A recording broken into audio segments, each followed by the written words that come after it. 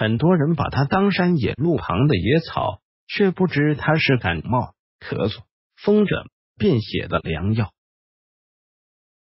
小的时候经常感冒，而每次感冒几乎都是用的中医的那一套方法治疗的，而且效果还挺好。在我的印象中，生姜、紫苏、荆芥等这些药材用的比较多一些，因为这些食药两用的食材制作起来比较方便，而且还很实惠。相比较而言，生姜和紫苏人们比较熟悉，对荆芥要陌生一点，但对于在农村长大的孩子来说，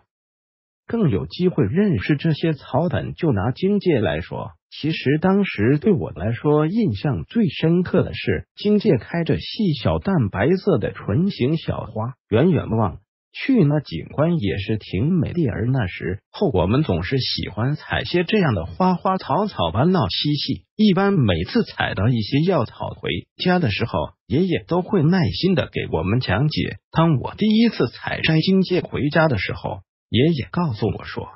这个草是荆芥，用荆芥和生姜煮粥可以治疗风寒感冒。后来学习了药用植物之后，才知道这荆芥是唇形科荆芥属多年生草本植物。一般来说，荆芥大约有30到40厘米高，荆芥的茎呈方形，有很多分支，紫红色背细绒毛。荆芥的叶有柄呈分裂羽状叶片，披针形。荆芥的花多为淡白色的唇形小花，穗状花序，